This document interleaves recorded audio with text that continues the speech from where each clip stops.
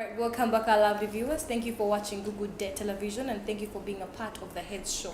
Well, we are back with another segment of the Heads Show, and with me I have some guests. We are talking about ageism. Today is Friday and we are always having a topic dedicated to family.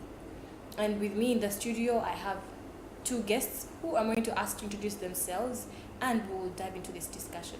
I'll start with you. Good morning. Good morning. Hello, our viewers. I'm Francis Nyakojo Arali, and I'm a lawyer by profession. Okay. Yes. And Yes, good morning, viewers. My name is Dora Bampangana.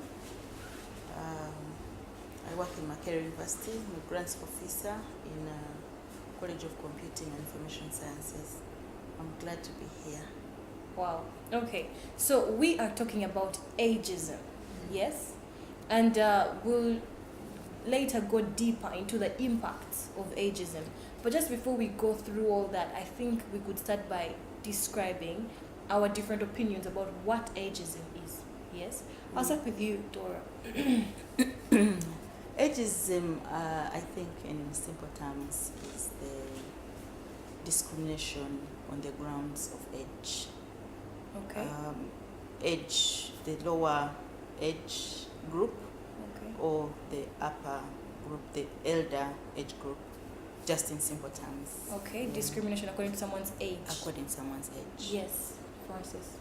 My opinion does not much differ from hers, except that ageism is an aspect where we give preferential treatment to people dependent on their age. Whether someone is a child or they are a youth or they are elderly. So in that aspect, we treat them in regards to their age. If it is to do with the respect, you respect them according to how old they are or how young they are, and that's what I think. Okay. So now this ageism, probably we could have some examples of it because someone hearing this word might think, now discrimination. You know, when you say discrimination, someone will think, oh my God, that's violation of the law, you know. But there's some little things we actually do in society, and sometimes we don't realize we're actually offending other people. Yet it's actually an example of ageism. So we'll just give a few examples. I'll start with you, Dora. Okay, ageism, I will begin with family. Okay. I'm a family woman. I'm a mother of my mother, and I see ageism in the aspect of children looking at their parents. Yes. Or in most cases, the parents looking at the children, thinking they may not have something to like of substance to contribute to a subject area, Okay. and yet sometimes they actually do have. Let's say if you have teenage children. They may have things to contribute towards life, towards building of a home, that you as a parent may actually be unaware of, and you could learn from these young people. And I'll also talk on the other side, maybe like in workplace, where our lives largely are during the day. You find that the elderly people in the workplaces are taken to be, in some cases, they are taken to be more knowing, and in some cases they are taken to be less, they would think they contribute less to a subject matter. Okay. Some professions, for example, let's say if a doctor, personally, if I go to visit a doctor, Yes. I may feel more comfortable dealing with an elderly, much older. Okay. Yes, so I think we practice this ageism even when we are not aware that we are doing it. I may think that a doctor who is above 50 is more experienced and probably will work on me better than a younger doctor, and yet you might find that the younger doctor has actually more knowledge in technology, in the new diseases that have come on board of late with the things we are eating and the technologies we are exposed to. So those are the two areas or three that I would quickly think of right now. Maybe we'll have a view from Francis. I'll start with a very familiar example. We've all heard of the saying that Gugudde magezi. We have, right? Yes, yes. And you've also heard of another one where they say, umuzadde tasobya. Tasobya. Right? They're extreme ends, but we never realize their impact. That when we are saying that obukadde magezi, we are simply saying that those that are of much more age are wiser than those that are of a lower age. Yet, the reverse might also be true. Yes. So in that aspect, this is ageism in its all forms. Because you're saying that if we are getting contributions or ideas from different people of different age groups, you're simply excluding a certain age because there's a certain age that beats them in number. And yet, numbers and in terms of age does not mean wisdom or understanding in certain aspects. Yes. And when you go to the other end of family, when you're saying that omuzadde tasobya, I've found this a very, very serious issue. That parents end up mistreating their children in that quote, that a parent never goes wrong. They're always right. For example, the Bible says in the book of Ephesians chapter 6, verses 4, that you fathers provoke not your children unto wrath. But if you go deeper into the understanding of how many fathers do that, the father will decide for you which course to do, they will decide for you which step to take, they will decide for you where to go, which friends to meet, because they think you are young and you cannot make certain decisions. To some extent, they are right. But to others, you are crushing the child. You're not letting the child develop naturally as they ought. So you're saying because you're young, you cannot do certain things. But if we let these children be as free as possible, for example, how many parents can say sorry to their children? Very, like -1. Like -1. But yet, if you go to these developed countries, they've come to understand that first, children have feelings. They are also human.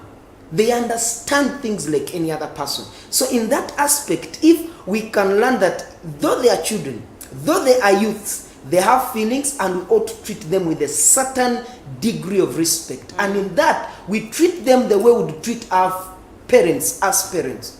Like how you treat your parents is how you could treat your children. When you make a mistake, you say sorry. And it does not hurt anything. Actually, a certain man said that humility does not cost you anything. It actually makes you a better person. And that's what I actually believe. That if we are going to treat people differently based on age, we are going to crush them. Yes.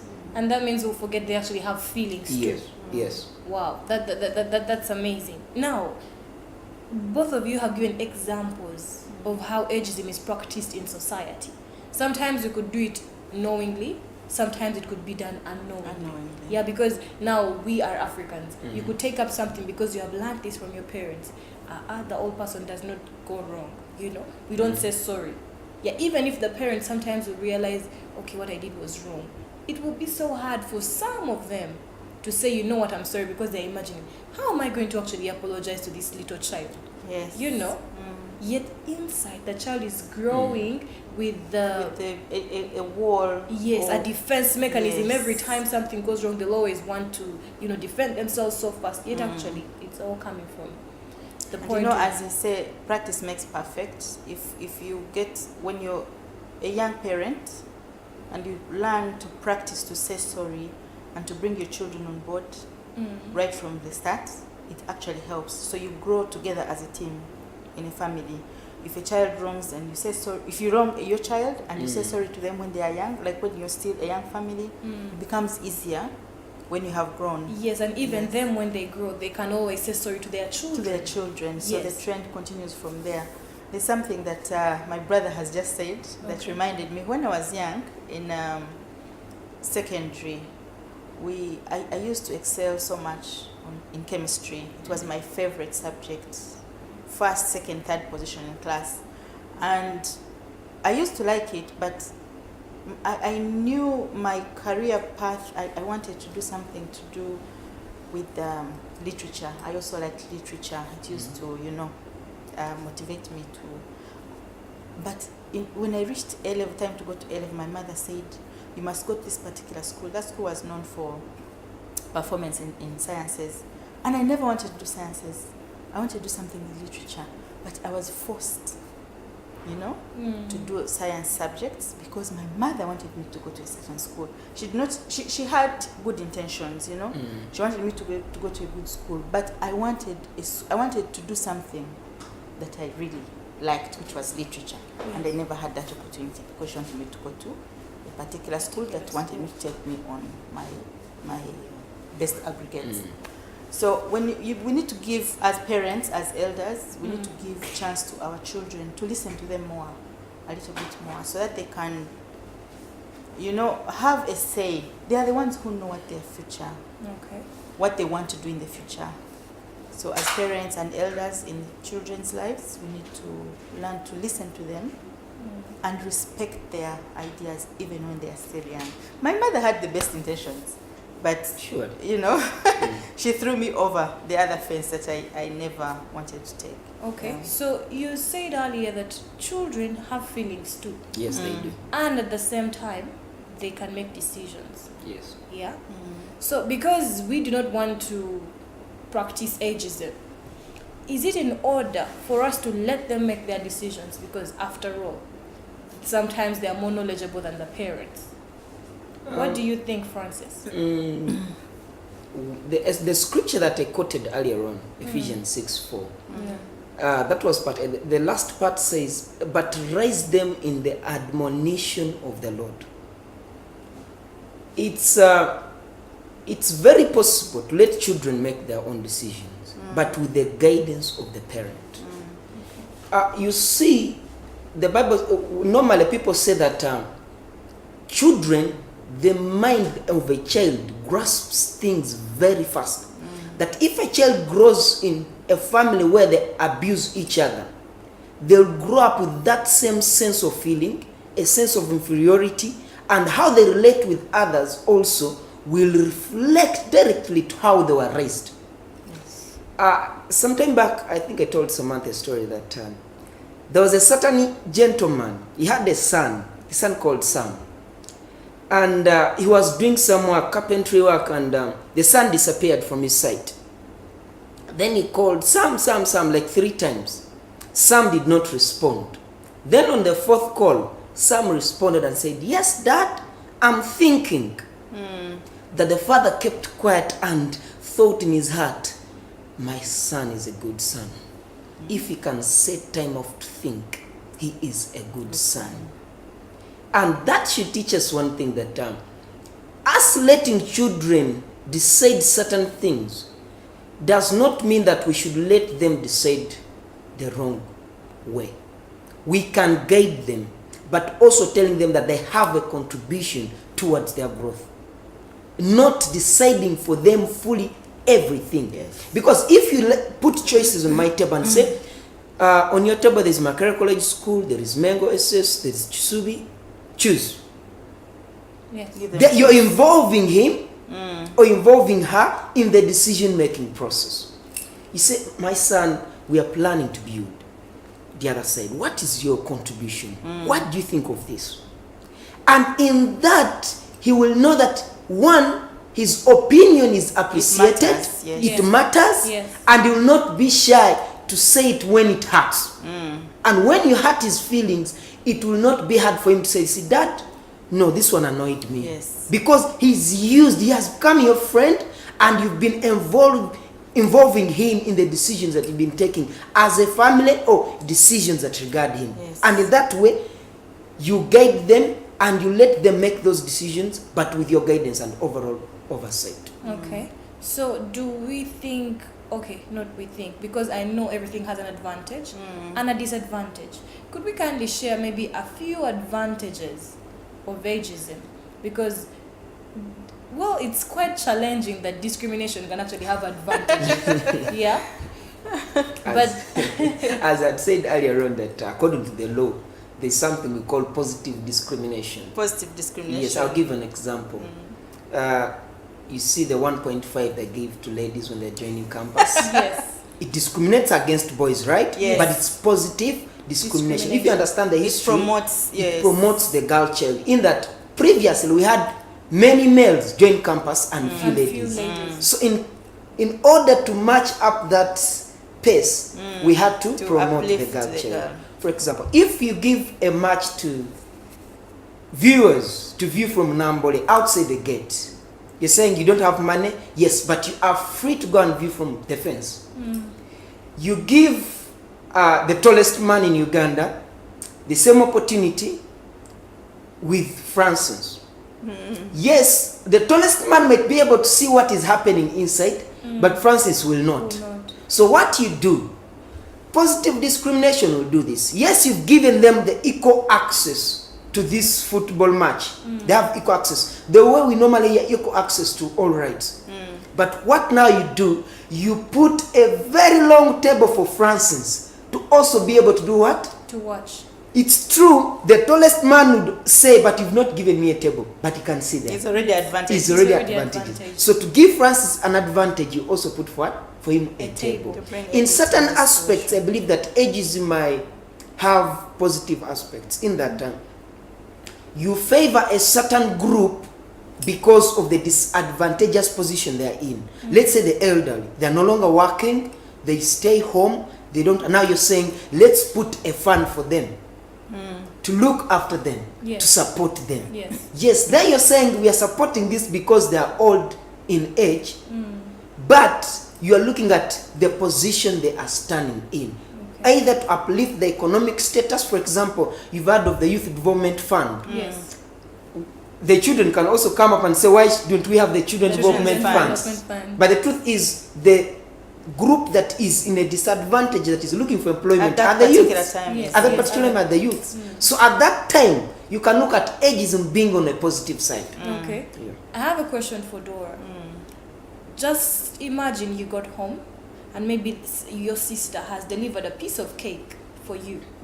Yeah, but this cake has like, how many children did you say you have? 3. 3 children. Yes. Now this cake has only 3 pieces.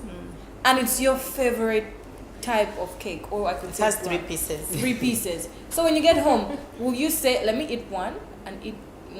How would you divide this cake? Would I be allowed to split and make the 4th one? No, no splitting, just the way it is. How would you share it? So that puts the 4 of us in the picture? Yes, you and your children, and then you have 3 pieces of cake, and they're really small. They cannot be really cut into, they cannot be cut into other pieces. I think I would ask the children to pick a piece. They take the 3 pieces, and then I request them to give me a little share of each of theirs to share with me. Okay. Yeah. Now, what I've seen normally in families, when such is the case, normally they let the younger children take first. Like you call these little ones that are likely to cry in case they miss. You tell them, you take. Then you tell the old ones, you know what, guys? Let your young ones eat. But that is ageism still. Let me tell you. A positive cause, let me tell you. I've just, this morning, my eldest son said, we had 2 pieces of break. And the 3rd one, I told him, you know, I'll give you, they have a canteen. I said, I'll give you 1,000 shillings and you can buy from your canteen. And he said, no. I said, but you know, this is a young one. These are the younger ones. So please, let's, you know. He actually refused. By the time he bought into what I was telling him, we had already lost like 10 minutes of arguing. So you can want to favor the young one, and the elder one thinks, okay, maybe I am discriminated against. So it's these things are real. Put up a case study or a case scenario where you have 2 big girls there at campus and you have 2 little ones who are maybe in primary. And then you come with just 2 tins of ice cream. And you want to give the younger ones. You just come back home. You know, it is possible that the older ones will be like, anyway, let the little ones eat. After all, they are still growing. Yes. Yeah. I feel that is still ageism, but it's to a positive. Do you feel it's to a positive? It depends on which side you're arguing from. Because if I'm arguing from the side of these girls, they would say, Mommy discriminates us against these little ones. She favors the little ones. And at some point, they might grow to reject some of those things, feeling they are not wanted that anymore. Much. And they are no longer priority because they are of a certain age. Okay. Yeah, so that pushes that point to the negative side. Yes. And that's what, because I've seen one thing. Children that have been raised in families that have everything in abundance grow better. they develop into better persons. Okay. They are more satisfied. Yes, compared to children who are brought up in families where they've been in lack. One, even the way when they get out in the outside world, how they share their things and how they relate with others, it's very different. You find someone so strict and so reserved about their money, they cannot even release 1,000 shillings. But you find one who does not hold on to money. And yet, the Bible says that those that give sparingly will reap sparingly. And be generous givers. Blessed is the hand that gives, yes, than that receives. Yes. Yes. Now, probably we could now cross to the negative impact, the negative side or implication of ageism, because at least we've seen it going through. And actually, there's a story I heard of a child who committed suicide. Have you heard of that phrase or that wave that says the firstborns are always loved more? Yeah. Have you heard of that phrase? Yes. You have. I'm a now firstborn. you are firstborn. So you feel your siblings sometimes complain. Now me, I am a secondborn. And for some reason, there are moments where I would feel dissatisfied and say, but you know. No, at some point, actually, at some you're point, right. yes. So because as a firstborn, I remember when I was growing up, primary, I almost had everything required. I needed to have. okay. And there's a certain energy my father always put in me when I was going to school. He woke me up early morning. He made sure I had good shoes, made sure I had a new bag almost every month. There's a way he never wanted me to have certain friends. He pushed me to the extreme end, but to ensure that I excel. He used to follow me up at school and tell the teachers, you know what, you guys, if this guy makes mistake, beat him. He came to school almost every weekend. He visited me every Friday. But I see how he deals with the ones after me. It's like he has lost interest in the education. Whether they get good grades, he really does not care that much. And yet, my time, the day you return from school, the first thing you bring to him is a report. And the subjects you first check are sciences, then English and math. If you had passed those ones and you failed the rest, you wouldn't mind. Then the next thing, are you between first and third? If you're not, that is trouble to be discussed at night. But today I see, actually I was talking to him sometime back and telling him that you need to put more effort in these little ones. Yes, some of us have reached there, but they also need to. Because the way he was treating them was very different. No, but is there a possibility that now the excitement of parenting drops?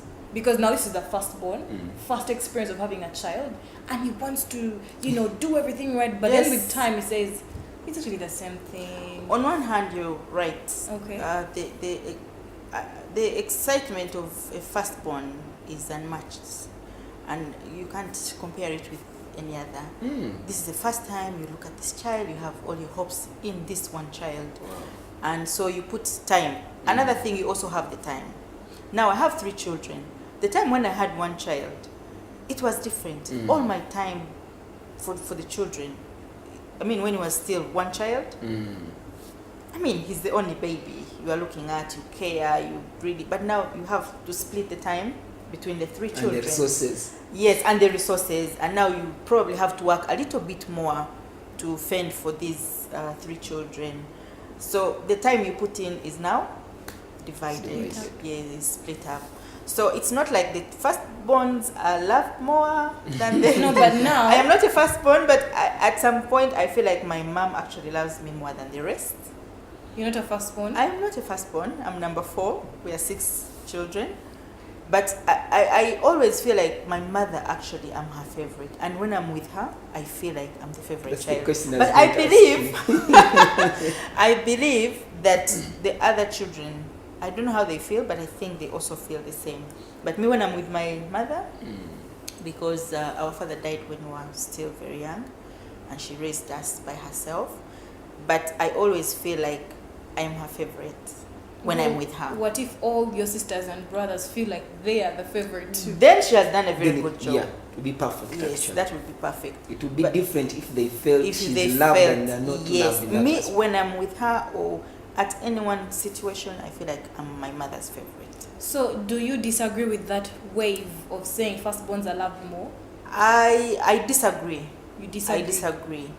And but what I would want to just pick out is that as children grow, as they grow, you may find some children, depending on the character of the children, you may feel more attracted. Like you feel more comfortable with certain children because of the way they behave towards you, the way they relate with you as a parent. That does not mean that you don't love the other children, but the way you relate with certain children changes. Okay, let's say both of you are my children. Yes. You may be more positive towards, like more relational with me, like we communicate better than the other one, so the relationship kind of drifts to this side. That does not mean that she does not, that Well, I do not love you. Maybe now Yes. I really am picturing that, because I've seen a story similar to that. And wouldn't the question be, why is the behavior towards you different? On the other side. We are individuals. You can have 7 children and each of them are individuals. Some are more relational, others are not. Some are more reserved, others are not. Some are more communicative, some are more empathetic, like, you know. So all those different characters, I don't know whether to call them characters, in the different children. Personalities, they make you relate with the other probably more than the others. Is it a good idea to blame age on someone's temperament? Maybe he is very reserved. You are our mother. And then you say, oh, that one is suffering with youth, what is it called? Adolescence. She didn't even want to talk. He's so proud, you know. And maybe you won't realize you're pushing him away. And then you drift the relationship to me, who is actually more relational. Who's more relational. Yes, but just because of my temperament. Yes, true. But you see, now to relate with the other one who has issues, you are putting in a little bit more effort. Like, you must sometimes think about it. You must think through and plan on how to relate with this child. And yet there's one who is so easygoing, like so easy to relate with. So naturally, the shift will go to this who is so easy. And yet the other one who is more reserved, like you can't always be knocking and calling, be the one to call. Every morning you're the one calling the other child, and yet the others are calling you so easily. You get it? That does not mean that you don't love the other child, but so you're putting in more effort to... No, you don't. You don't shun them away because they are adolescents maybe, and they're having these adolescent issues, but you're putting in a little bit more effort. What if it's not adolescence and it's just their temperament? Because now, for a child, it is believed that they'll always grab different characters from either parent.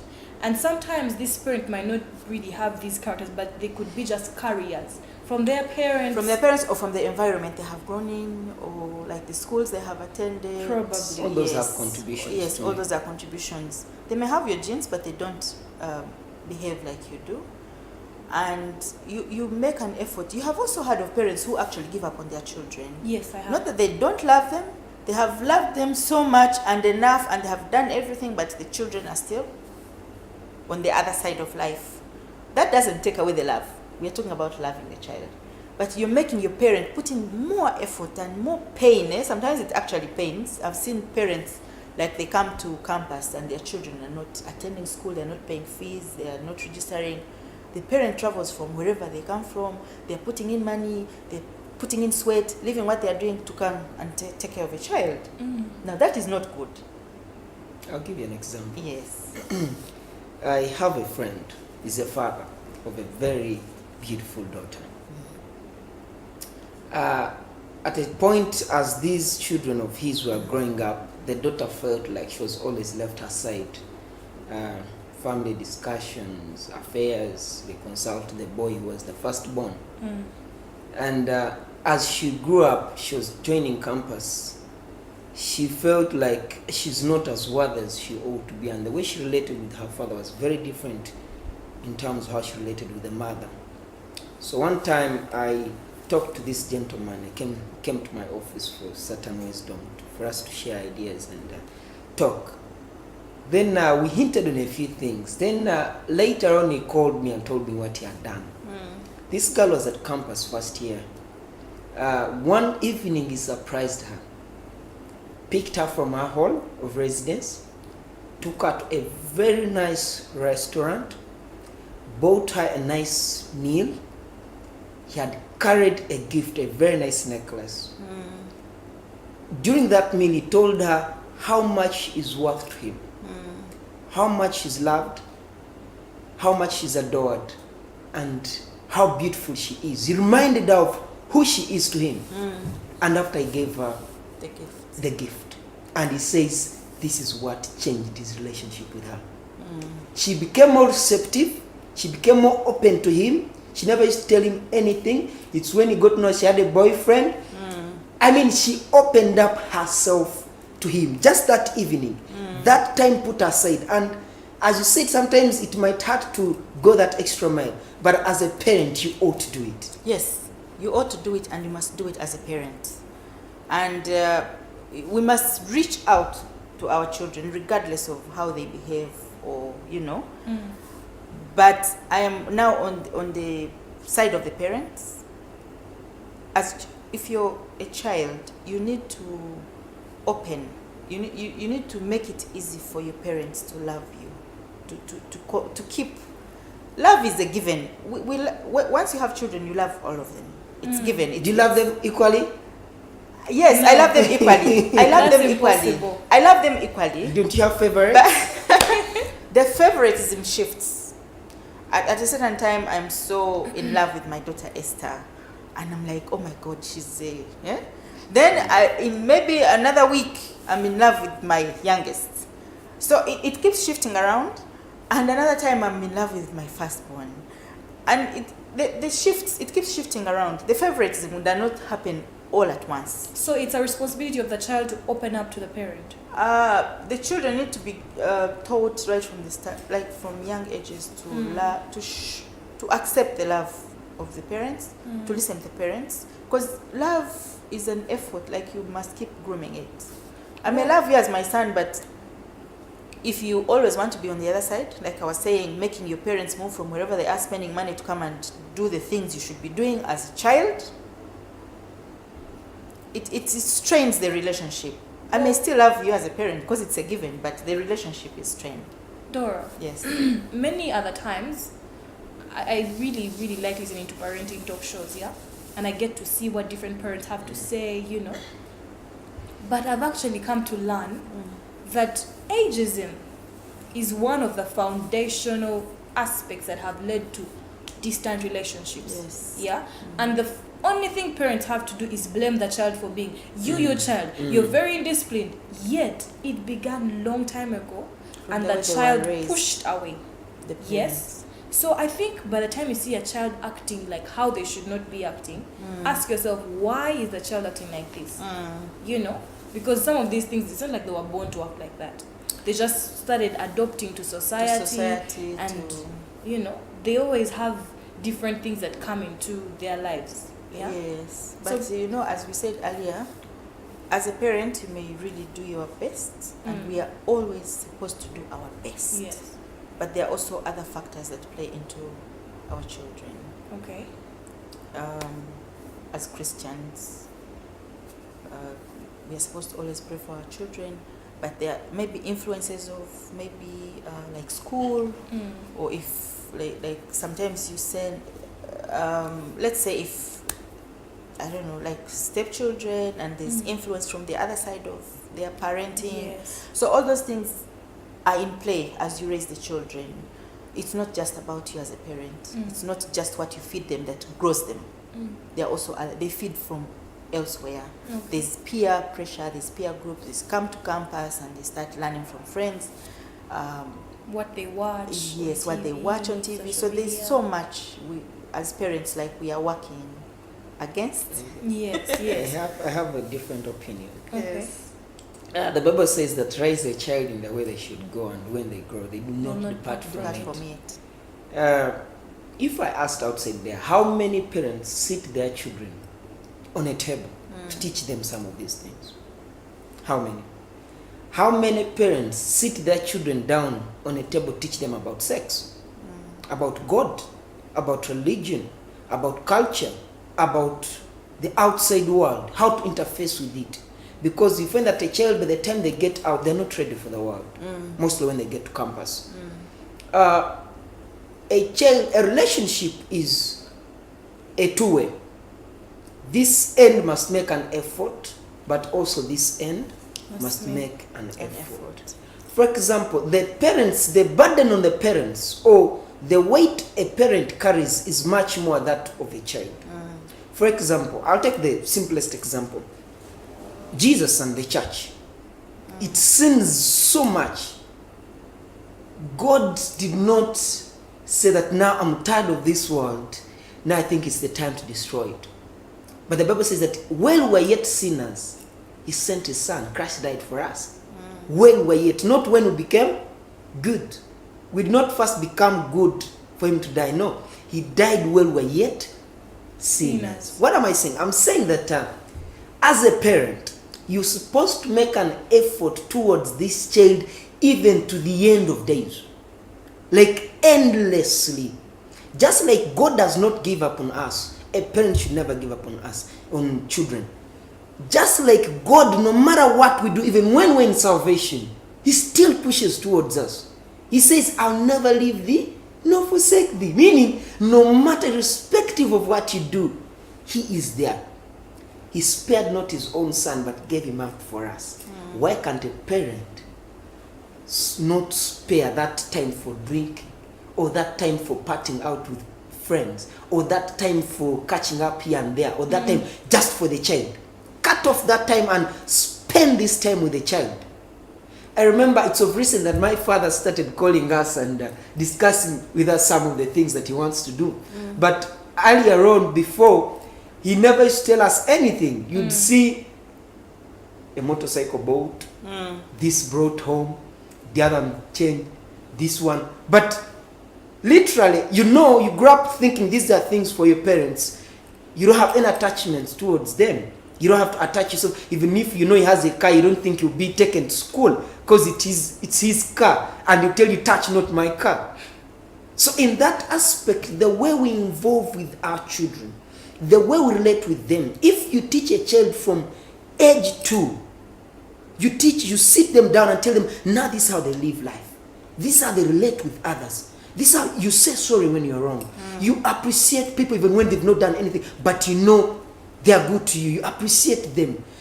At some point, I grew up not knowing how to say thank you. Because I grew up, no one ever said thank you to me. So, even when I went to the outside world, how I related with people, saying thank you was very hard. Because I found myself in no position to say it. So, how you raise your child depends, or it contributes a lot how they'll turn up. Yes. Raise them in the way of God, they'll turn up godly. Trust me. Wow. Yes, true. I agree with you. They will turn up godly. And they're saying that it takes a village to raise a child. Yeah, it's a contribution of the whole community. It's contribution of the whole community. You will do your part as a parent. Do your part, do your best. Put God in the picture. Pray for your children. But do not forget that there are also other role players around your children. We cannot, nowadays we are working mothers, we are working parents. The children stay home with the maids. You leave the child with a verse and the maid comes with their, we cannot forget all that part and just say, I'm a good parent, I'm a Christian, I take my children to church, I pray with them, I teach them, and you think that's all they are learning. There's so much they are learning out there. And we cannot just put it aside, but we need to also bring it on board. Maybe try to learn what your children are learning. Integrate it. Because it takes a village to raise a child. Yes. We may not be in the village, but there's so much going on. There's phones, there's the technology. A child may have knowledge about a certain subject more than a parent. This is ageism we are talking about. Yes. You think this is a little teenager and he knows nothing, and yet the things they know about a certain subject area, you And are that's why even you nowhere. need to talk to them. Yes, we need to open channels of communication. We need to understand more our children. And also the parents. The parents need to, the children. As I said, I'm on the side of the parents right now. Okay. The Bible says children must obey obey your parents in all things. God knew what was coming. Yes. God knew, because children not naturally, but in most cases they are rebellious. They want to have their own way, but God knows there's that umbrella of a parent. And Obukade, you said Obukade Magezi. Obukade Magezi, they have been there. The parents have been there. They have seen this. They have experienced. But the times change. The times change. But the pillars, I don't know how. Maybe let me first they cut still it remain. shortly there. You see, if you grew up in a site of 1976, for example, that was your time. Because I was saying Obukade Magezi. You grew up in a site of the 1971s, 84, 82. It was war. It was a war zone in Uganda. And things that shaped how you turned out were those things. Yes. But we're in the M7 era, where everything has been peaceful. And Tear free. gas is only when people decide to go against the order or the system. Yes. And if you want me to be raised in the era of 1982, honestly, you're not being fair to me, because this is the 21st century. Let me be raised according to the 21st century, not the 19th century. That's what we're saying. Yes. Okay, well, maybe I would actually interject because this could go on and go on. And Yes. maybe we could just look at how we can combat ageism. Yes? Because as much as these children are children, at their age, they'll feel like, I know. But you And sometimes remember, they actually know. They do. sometimes, okay, yes, we'll admit they know. But the parents have been there. They know more. They know more. Yes. That is the truth. But how are Nothing we beats going to- experience. That is true. How are we Yeah. going to combat ageism? Because we said it has a positive kind of effect, but at the same time, the biggest part of it is negative. Yeah? How are we going to combat? I'm going to start with you, Francis. When we are talking about ageism, Yes? we are not saying that you have to be perfect. Because sometimes discrimination just comes. It comes without you wanting to. You find amongst your friends, you find yourself favoring certain friends. Yes. It comes when you don't want it. But what I'm saying, if I'm a child and I have a contribution to make, don't make it seem that my opinion does not matter. Yes. It's very okay for me if you take my opinion and say, but you see, it's like this, and I think it would be better if we go this way. Trust me, a child will not object. But at least you've given a thought to what they've said. So the only and best way to combat this is give fair consideration to everything that goes around. If you are recruiting, do not be stuck in a box that, you know what, people of this age are the only people that can do this. Yes. Be open. You find a brilliant mind. For example, this gentleman at church is an advocate. He's also a lawyer. He went to apply for a certain job of the legal manager of a bank. He's very young, very fresh. They wanted some years experience, and he's very young. He's been in practice for like 3 years. Then they asked him, sir, what puts you to an advantage than all these other guys that have applied? The guys who are older than you. He told them that, you know what, you guys, what gives me an advantage is one thing. When I work for you, I will not need motivation. I said, come on, you not need motivation? He said, yes, I will not need motivation for one reason. I have Christ, my ultimate motivation. Then he said, like, are you considerate of the fact that we don't believe in God? He said, yes, I know, but I'm telling you, if you hire me, I'll be the best because I have Christ. He was hired. Guys with much more experience were not. And that's what I'm saying. You never know. Give consideration to everything and place it on the table. Weigh it. You never know what turns out. Wow. That's amazing. Dora. I think this issue of ageism, we need to learn to take people as individuals. I have seen old, and allow me to use the word senile, Yes. and also old and wise. I have also seen young people who are, I don't know if I'm allowed to use the word lousy. Yes. Yes, but And serious. yes, and also young and serious, and they mean business and they know what they're doing. So it's always good to look at a person as an individual. There are people who, let's say if you're hiring, yes, not as a group. I have seen old men, older, with ageism, I think the separation is around 40 and above and 40 and below. I have seen people of 50 and above in technology and they're like this. Yes. And I have also seen the young and they are quite unserious, So we need to look at people as individuals and what they have to contribute to a certain subject, not necessarily by their age. Yes. Or by gender, if I can bring gender into the picture. So we need to look at individuals when you're talking to someone or looking for someone to hire or to do something, or maybe children, even if you have 10 children, each of them is an individual. And what they have to contribute is, in most cases, different from what child A has to contribute, what child B has to contribute. Not necessarily because of their age, but because of their capabilities that God gave them. Each of us has a different gift from the other. Okay. I may be gifted in this area as a child. My sister is gifted in their area. So even if I am younger than her, my contribution is unique. And if it is respected, regardless of the age, it can move us as a family together towards good. Wow, that is amazing. Well, right about now, our time is fast spent. I appreciate your opinions. Yes, thank you so much. And we are going to go for a quick commercial break. And when we return, we'll have another segment of the sports. And thank you for watching this segment. Ebenezer Mukama Afuga.